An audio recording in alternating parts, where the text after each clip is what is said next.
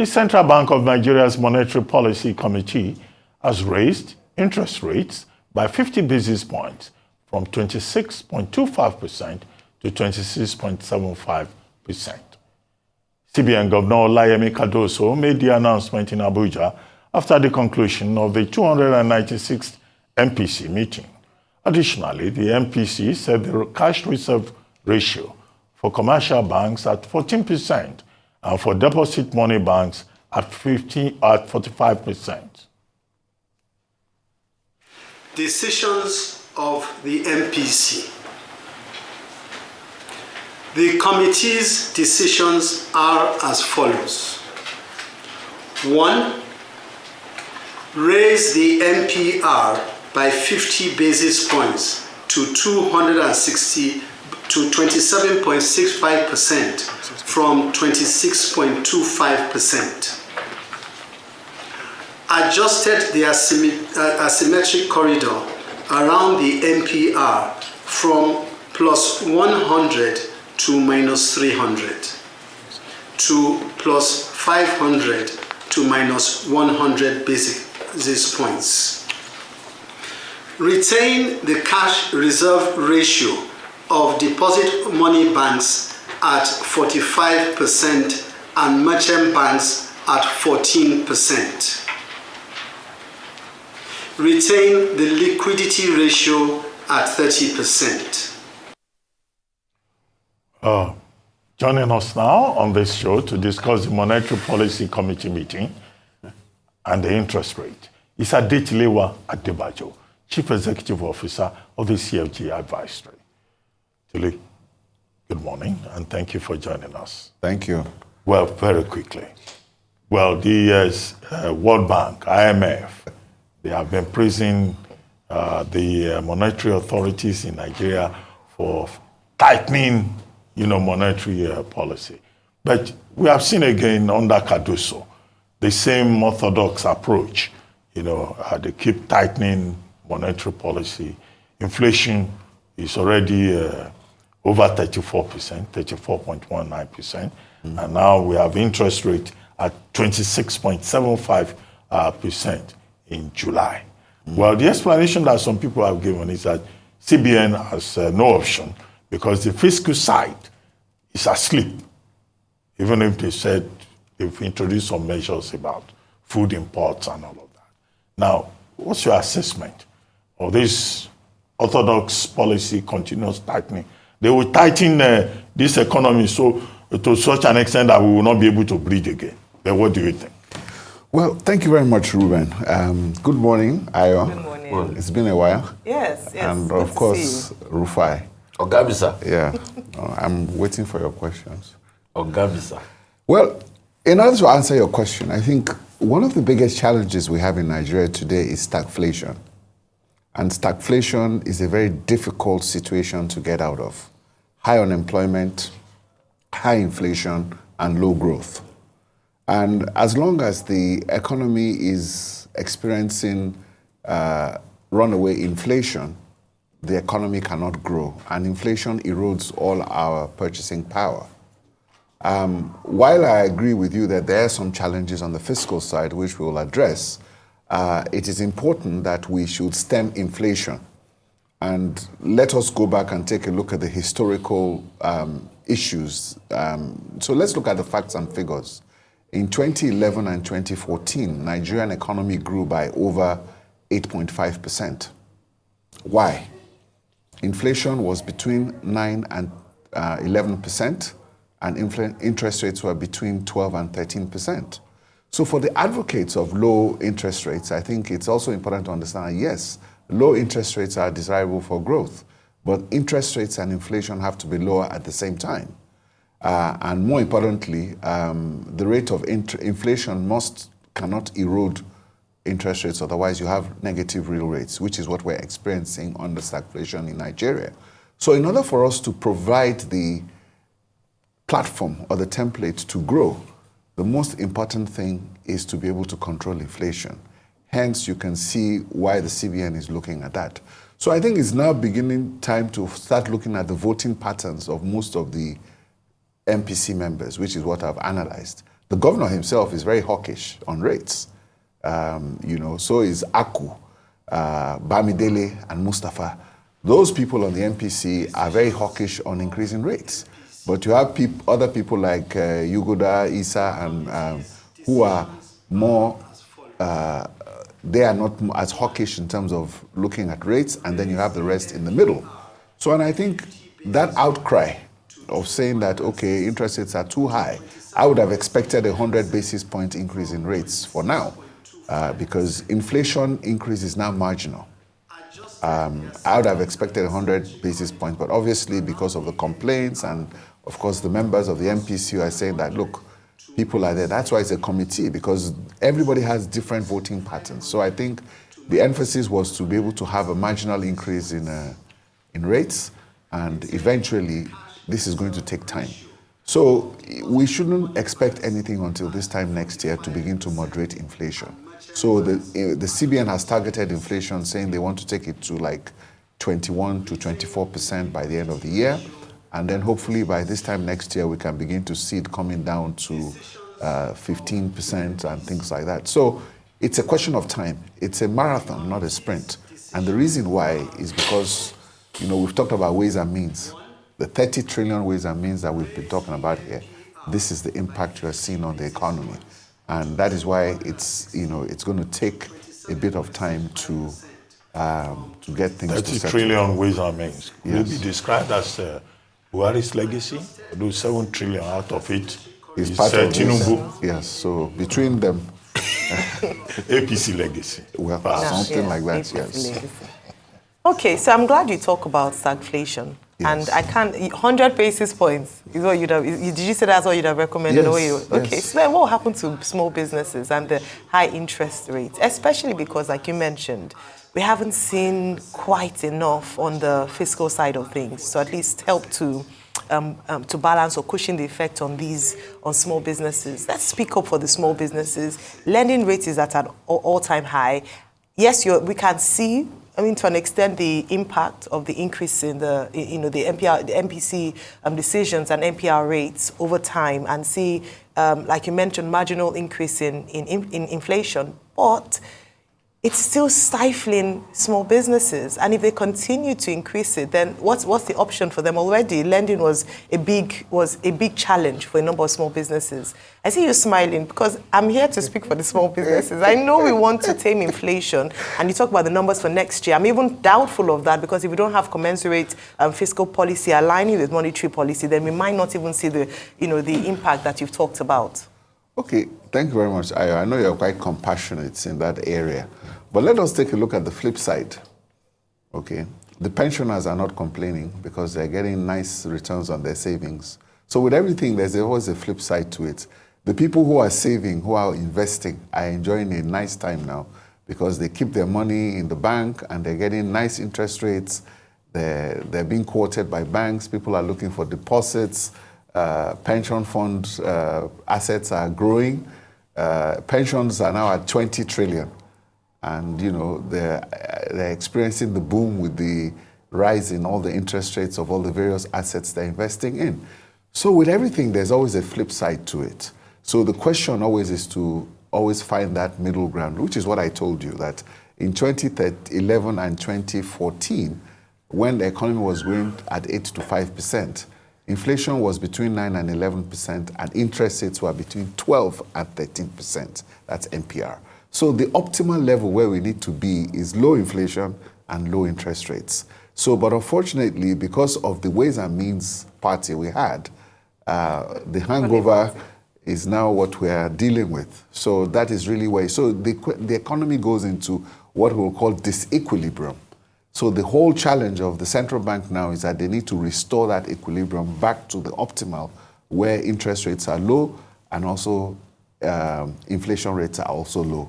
So that is really where it is. We're in disequilibrium as a result of Ways and Means. And right now, our money supply in our economy has exceeded 100 trillion naira. It grew by almost 60 trillion in the last 1 year. So that is a significant amount of money coming into money supply. But let me tell you about the small businesses, which is something I've always had a concern about also. Small businesses in the informal sector contribute to 50% of our GDP. And I think it's not something that we need to take lightly. However, there is 3.7 trillion naira of cash outside the banking system, outside the control of the central bank, that drives that economy in this country.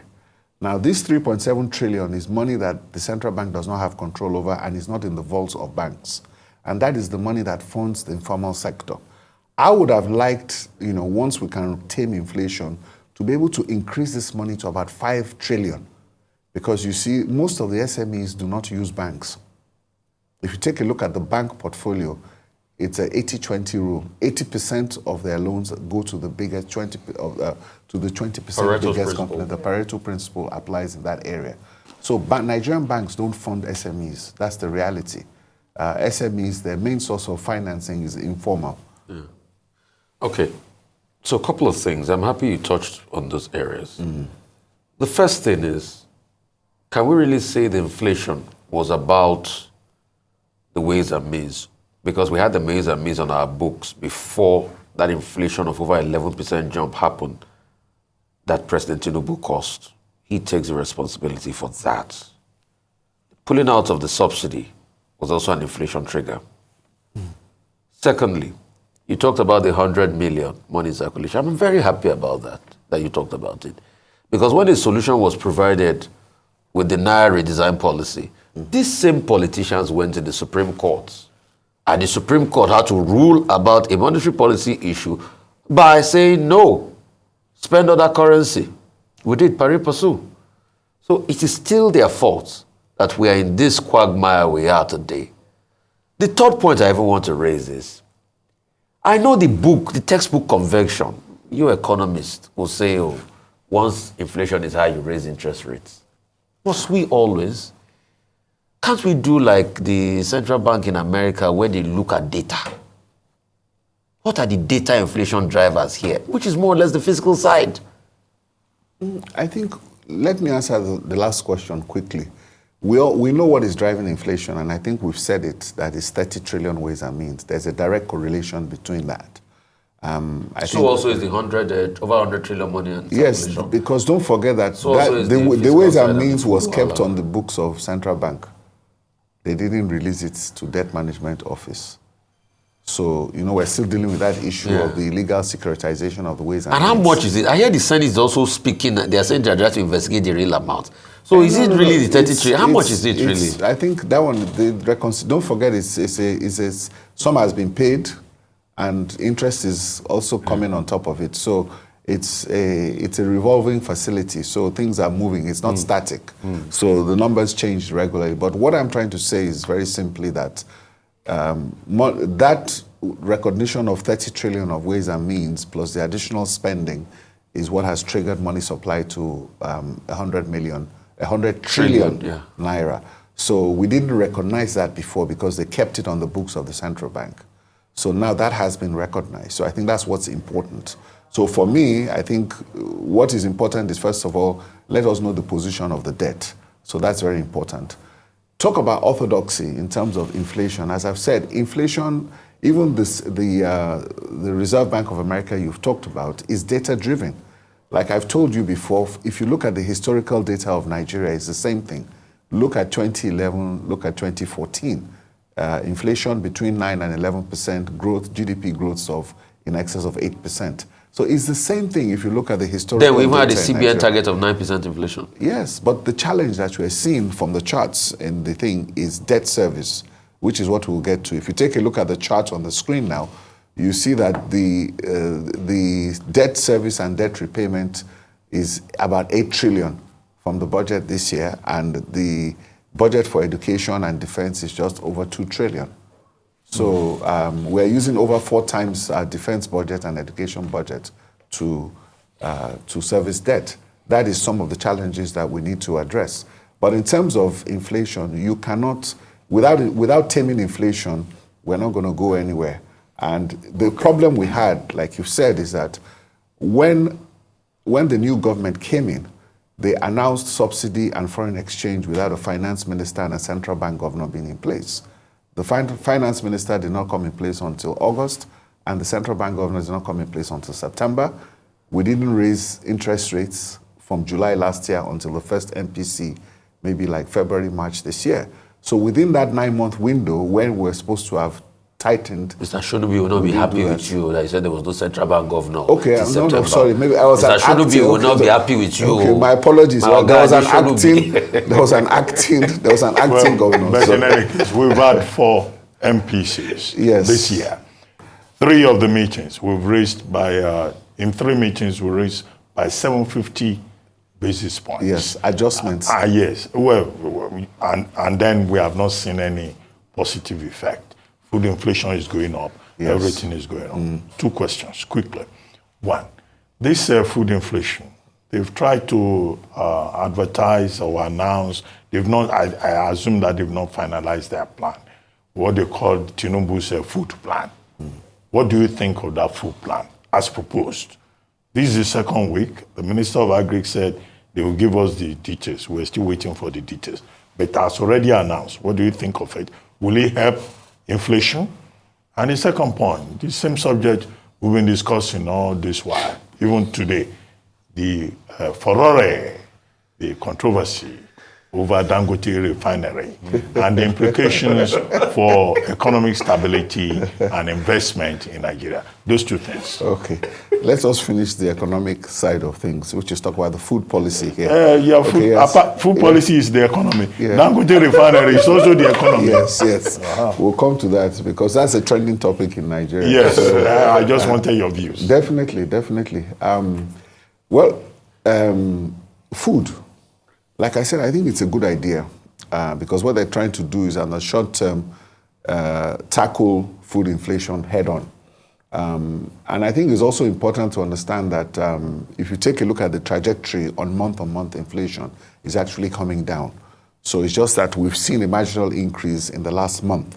So what I see is that we need to start focusing on core inflation. That is to remove energy prices and food prices from inflation, to be able to understand what we're looking at in terms of core inflation. But to answer your question in terms of the policy for the food, I think it's a good interventionist idea. It's not a permanent solution. But what I'm concerned about is that it mustn't be abused. Because if you abuse it, then we will not get the benefits. And that is always the challenge in Nigeria. You come up with a good policy, and then you screw it up when it comes to the implementation. So that is my concern on that. So that's good. So now you want to talk about the Dangote Refinery. Now, tell me, what exactly is the issue with the Dangote Refinery? I'm trying to understand what exactly. I've been asking a lot of people, what exactly is the problem? And I will give you my own views. You don't know what the issues are? I don't know. You've not been reading newspapers? I've been reading newspapers. You did not hear all the things that Farouk Ahmed has been saying. Okay. Yeah, those are the issues. Okay, so Farouk Ahmed and Mele Kyari went to their board and then got an approval to invest in Dangote Refinery. Is that not so? So when they got the approval did they not do their due diligence to understand what sort of refinery he was building? And now you come back and say that, well, there's this and there's that, there's this and that. No. So I want us to stick with the facts, okay? And I don't want us to stray. Yes, and also, it's also important that I also make a disclaimer. I visited that refinery about 3 times, twice on a private visit, and then the third one about 2 Sundays ago where they invited a few editors to come in to see what was going on there. And it's quite an impressive site. And I think I wrote a small article about the facts and figures of the refinery. So the question for me is that somebody has invested $20 billion in that refinery. And let me just make a statement now very carefully. Nigeria's government's revenue from this year's budget is about 15 trillion naira, which is about $10 billion. $10 billion, yeah. Dangote Refinery and Dangote Group next year are going to do revenues of close to $30 billion. Yeah. So Dangote Group is already making 3 times the revenue of the federal government. So it's already a huge conglomerate that is all over Africa. and it's on its way. So we have two choices because the refinery itself, Nigeria's consumption is just only 400,000 barrels a day, and his refinery is 650,000 barrels a day. So he can decide to import all his crude and export all his products. He's been exporting urea for 3 years already. Anyway, he's been exporting aviation fuel, he's been exporting diesel. So if we do not want the refinery, then he'll just begin to export to other countries. But having said that, I think if somebody makes a $20 billion investment, I think what is important is that we need to look at our energy security. My biggest challenge is the fact that for the last 25 years in this country, we have been importing petroleum products. Yeah. And we have 4 maritime refineries that's not been working. So the NNPC has a case to answer in that area that 25 years you've not been able to fix 4 refineries and you've not and they've been collecting salaries and they've been spending money on them. Exactly. And to make matters worse, in the last 14 years, we have spent 27 trillion on subsidies and close to 35 trillion on fuel importation. So it's a travesty. So that's why I say that there is no argument in this situation because we have an industry or a project that can resolve a significant problem we have in Nigeria today. So, like I've said, if there's a conflict, let's resolve it. Let everybody come. The president is the Minister of Petroleum. So he puts him in a challenging position and all these issues. The government is going to spend 5 trillion on subsidies this year. No, they denied that. They didn't release that document. That's what they said. I'm not going into that. But what I'm saying is the fact that let us understand that there is a subsidy. The fuel on the NNPC stations is 568. The landed cost of products is 1,117. Yeah. So we have a challenge in this country. I believe this project can resolve a lot of issues. So what I'm saying is that there's no discussion here. What you need to do is sit down on a table and resolve the issues. Because otherwise, the problems we have in this country, imagine if we had stable supply and you've seen those charts. The biggest expenditure for government is debt service and debt repayment, 8 trillion. The next budget line is only 2 trillion. So we need to change this. Look at that chart there. It's a problem. So when you have a refinery that is working, then your revenues can come to your pocket and you don't have to spend money on subsidies. That is why we all supported the removal of subsidies, so that government can balance its budgets and we can resolve the fiscal side of the issues. So that's my own. Like we say in Yoruba, Tiji Abawa Kakpare. Yeah. All right. Well, it looks like hopefully they're on their way to tying up the loose ends and solving the issues. We're still looking forward to what the outcome from that meeting with the Minister of State for Petroleum Oil would be. But let me ask around the fiscal side of things, yes, because you talked about that. And yes, you talked about some interventions, the 150 duty-free window for food importation for some categories of food. Yes. But as was said at the MPC yesterday, that in order for these, shall I say, gains or for these hikes in rates to, for it to have the much desired impact, then they have to work with the fiscal side of things. Yes. What are some of the things? Because we're hearing, and you talked about the number of meetings that have been had in terms of the MPC, but how about the fiscal part? What are some of the things that ought to be done to complement? I don't know if, when we talk about insecurity and the impact on food production leading to food inflation, it almost seems like, leave that, but we can't solve that anytime yet. I don't know if we should still bring that to the conversation. And other things that ought to be done, we can't keep raising rates. It's not just small businesses. Even Alhaji Aliko Dangote said that big businesses cannot continue to thrive under a harsh business environment where you're borrowing at 30% and more. Do you understand? So it's not, yes, I'm speaking for the small businesses, but we can't continue to just say, it's the rates, we increase the rates to tame inflation. How about the other things that ought to be happening side by side? Well, thank you for that. Those are what you call the structural reforms, which is to be handled by the government. Yes, it's also of a significant amount of concern for me, and that's why I showed you that chart. So, because our debt levels are becoming, if we're not careful, they're becoming unsustainable. Yeah. We still have the headroom, we can still service the debt, reserves are going up, but that does not mean that you do not control that. And what is the key issue? The key issue is that you are spending a lot of money is being wasted on subsidy. And that's why we supported the subsidy removal. But then we've lacked the political will to be able to put, if we resolve petroleum pricing, government will bring in $10 billion a year into their coffers and this problem will be resolved. That's the silver bullet. It's very simple. You solve this subsidy problem and you let everybody know. But at what cost to Nigerians, though? Yeah, I think that's the reluctance of we cannot continue to say at what cost to Nigerians.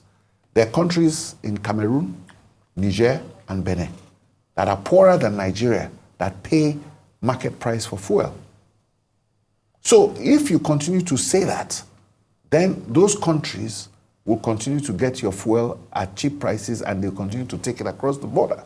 That is where you have your problem. Cameroon is poorer than Nigeria, Niger is poorer than us, Benin is poorer than us.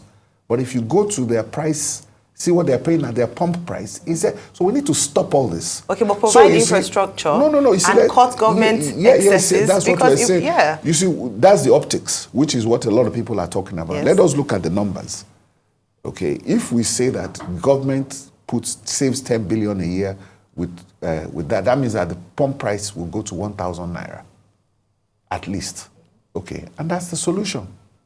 It's a very simple solution. So when you have that, then the government now has to be accountable for that. Then you go and resolve your issues with Mr. Dangote. Okay, because what now happens is that he will save you the cost of the landed cost because you don't have to import fuel from Europe anymore. So that's the only advantage you're getting. Get you off, yeah. Okay, you're not getting the reduction on price, but you will get the savings from the cost of fuel. So reduce that. So if you reduce that burden, government has to have the will.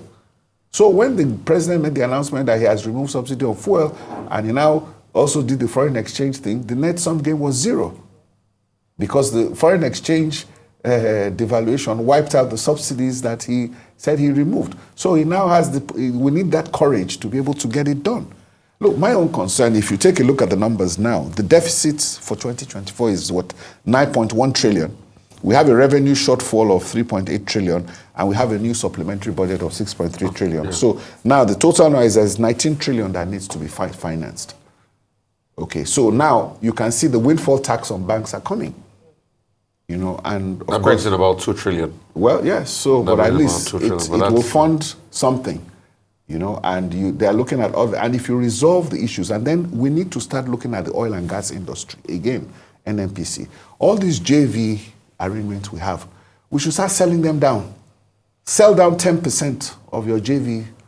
To raise capital? Yes, to raise capital. Okay, let me You get about $10 billion from that. Let me come in here. So we're getting to the stage whereby we need to do something Let me come in here. But you getting that 10 billion from the sell down of JV. Some will still eat the money up, you see, with corruption. No. The truth is, we know that. You will still take some of those monies and give to the National Assembly members to buy SUVs for them. The president will still buy his private jet out of that. That's the optics people don't like. I'm going back to Cameroon. You're saying, yes, people should go ahead, increase fuel price. Yes. Remove subsidy totally. Yes. And people will have to go through another bout of attendant inflation. Do you want to compare the food inflation you have in places like Cameroon to what we're having here? Do you want to also compare the level of, government injection in citizen life there to what we're having here? Obviously, let's not deceive ourselves. The parameters differ. I've gone to most of these African countries, Cote d'Ivoire and the likes. Yes, prices are high and all of that. But you want to compare with the necessary factors we have here at a point in time like this. I get your arguments. Once we pull that out, we'll be able to reinvest the money in other things. But we also live in this country where Nieti says in crude oil thefts, hundreds of billions of US dollars have been taken away. You see, this is the same country we talk about crude oil thefts. We talk about people that have blending plants in Malta. We talk about state grafts. And at the same time, we have a very small economy where the pie is not big enough. I'm happy you talked about the fact that Dangote's revenue will even top government revenue. I'm talking about empirical facts on the table. This idea of we take the savings and reinvest. When President Tinubu announced that we're going to take the savings from the subsidy removal to reinvest, what has he done with it? Where are the CNG buses today? Okay. In this same country, NNPC took $2 billion to build Port Harcourt Refinery. It was mechanically completed in December. Till today, we've not seen any oil from the refinery. Okay, Rufai, let me just answer something quickly. When I say that we should, you see, these things, you don't do them, it's not shock therapy. I think you saw the Financial Times article, I think we all read, when they talk about, will shock therapy save Nigeria? So it's not shock therapy. You understand that you have a problem, and we need to deal with it over time. So the subsidy removals will be something that we need to start to take out gradually. Okay, in phases. I'm not saying that you look at it, but you know the savings are there. So you need to start doing it gradually Phase removal. Okay. over a period of time so that you can sustain that. Everything you've talked about becomes political. You see, but what I don't want to do is that I don't want to weaponize monetary policy and make it a political tool. Because when you do that, you tend to lose the sort of focus. I like to stick with the facts and figures. So it is up to people like you with your own advocacy and civil society to hold government to responsibility for that. I have my own campaign. You know, I'm a Ways and Means campaigner. Yeah. So I've taken that as my own campaign, and I'll continue to walk through the system on that. So, but it's what we need to understand is that the fundamentals are there. We cannot run away from the fundamentals. Interest rates, inflation, and all those things. And there's a cause and effect. So if you have a 30 trillion Ways and Means party, you're going to have a hangover after that. And you're going to have to deal with that hangover. And it's a marathon, not a sprint. But we're here when they weaponized and politicized monetary policy by some governors because they wanted to win election, stopped the Naira redesign policy, took the CBN to court, to the Supreme Court, and the Supreme Court made a pronouncement on monetary policy matters. After doing that, the problem has not gone away. The problem has now snowballed into 100 trillion money in circulation today. So we were here when all of that happened. So we can't take politics out of our national life. They did it. We saw them. Where are they today? The problem persists. It's a political economy. Yeah, but it's sad. Before we let you go, can you please explain the implications of this interest rate by the monetary policy to the ordinary people? I already raised the question about small businesses.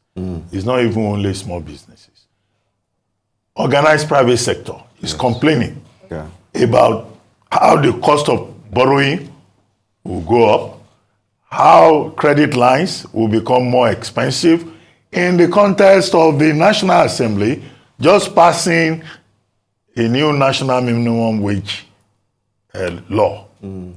So how will businesses survive? You say stagflation. Yes, that's theory to ordinary Nigerians who are watching us. Does it mean that our lives will get worse? The hunger that all of us are experiencing will get worse? Not theory, yes, practical. Okay, well, let me explain it to you in a pure practical terms. Yes, in a way that ordinary man will understand it. Ordinary man doesn't know stagflation. Exactly. Okay. We want to buy things, and all of a sudden, we cannot stretch our Naira now. 1 Naira that used to give us certain things, or 1 Naira that used to buy some bags of Gari for us cannot buy bags. I think I'm the advocate or the exponent. I'm the exponent of sachet economy. We have become sachet economy. Even alcohol is now being sold in sachets in Nigeria. That is because we can no longer stretch our Naira. So for every 1 Naira we get, we can't buy as much Gari as we used to buy before. So what are we going to do to ensure that the 1 Naira we have can buy more Gari for us? If inflation continues to rise, 1 Naira can no longer buy more Gari for you. So the way we can reduce inflation to get your 1 Naira to buy more Gari for you is to increase interest rates on the short term. And please don't get me wrong, I told you that in 2011, so we've done it before. It's not rocket science. It's something that has happened in Nigeria before. It didn't happen in another country. Check it, 2011, 2014. Inflation was 9 to 11%. Interest rates was at the optimal rates of 11 to 13% you're talking about. So what we're saying is let's get back our economy to that period. If interest rate is so high, how do you deal with productivity? That is, productivity issues will come into play. But if you do not control inflation, your productivity will continue to not exist. And if we do not control inflation, do you know the direction we're going? We're going the direction of Zimbabwe and Venezuela.